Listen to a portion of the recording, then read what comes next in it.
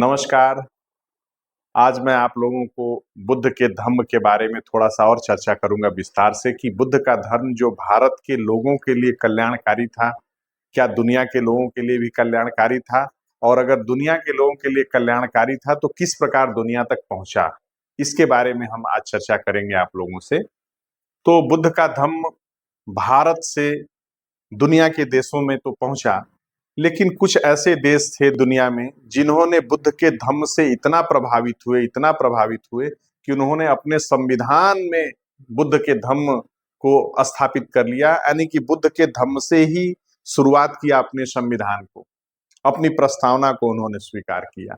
तो आज हम लोग उसके बारे में भी चर्चा करेंगे और उस पवित्र यात्रा के बारे में भी चर्चा करेंगे कि किस प्रकार से बुद्ध का धम्म पूरी दुनिया में गया। और आज हमने देश चुना है जापान। बुद्ध का धम्म भारत से चीन गया, चीन से फिर कोरिया जाता है और कोरिया के बाद फिर जापान पहुंचता है। और इस यात्रा में 1000 साल का बड़ा समय लगता है। सोचिए कि 1000 साल तक जापान बुद्ध के इस पवित्र धम्म से दूर रहा और कितना अपने आप को संभाल के रखा होगा कि 1000 साल तक बुद्ध के धम्म का उसने जो 1000 वर्ष की यात्रा थी बुद्ध के धम्म का जापान पहुंचने का, वो यात्रा बुद्ध का धम्म जापान पहुंचा कैसे, किसके माध्यम से पहुंचा, कब पहुंचा और शुरुआत में इस धम्म को लेके कैसे लोग गए। और यहां तक कि मैं आप लोगों को बताऊंगा कि बुद्ध का धम्म जब शुरुआत में जापान में गया तो कुछ वाद विवाद भी हुआ, लेकिन कैसे फिर बुद्ध के धम्म ने जापान के संविधान में अपना स्थान बनाया, इसके बारे में भी मैं आप लोगों से चर्चा करूंगा।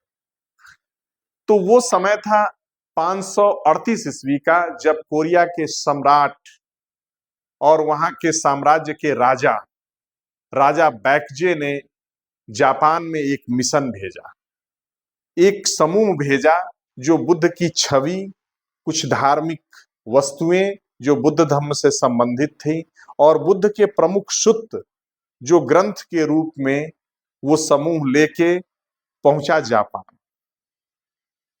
उस समय जापान में सम्राट किम मेई थे और वो अपने दरबारी सरदारों के साथ जापान पर शासन कर रहे थे।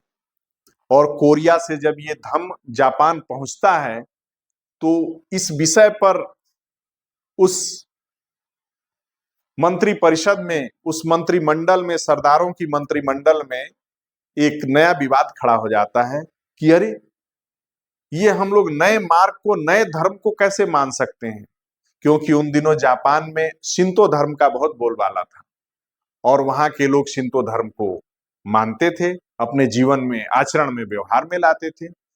लेकिन जब कोरिया से जो एक संघ लेके जब जाता है जापान में धम्म, तो वहां एक नया विवाद स्वाभाविक भी है कि भाई ये तो नया धर्म आ गया।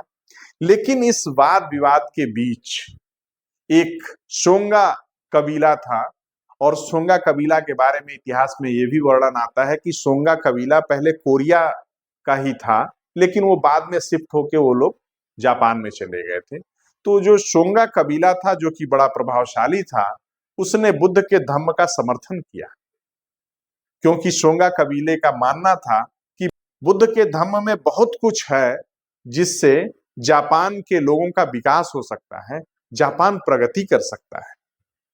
लेकिन वाद विवाद को देखते हुए वहां के सम्राट, वहां के राजा ने इस बात को कुछ दिनों के लिए छोड़ दिया। लेकिन 40 वर्षों बाद राजकुमार रीजेंट सोटुकू 574 से 621 ईस्वी में जिनका शासन था, उनको महारानी सुइको को रीजेंट नियुक्त किया गया और उसी समय बौद्ध धर्म को जापान का आधिकारिक धर्म घोषित किया गया। प्रिंस सेटोकू एक महान राजनेता के साथ साथ कट्टर बौद्ध थे।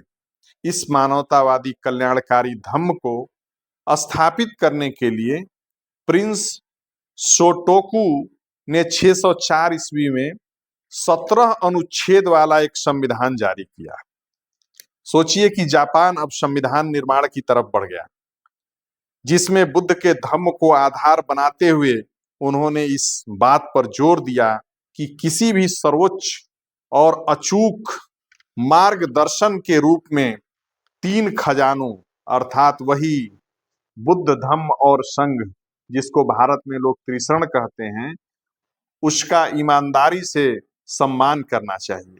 वहां के राजा ने कहा, उन्होंने सरकार को कई बौद्ध मंदिरों के निर्माण का आदेश दिया, जिसमें सबसे प्रसिद्ध होरी यू जी बौद्ध विहार है, जो विश्व की सबसे पुरानी लकड़ी की व्यवस्थित संरचना है।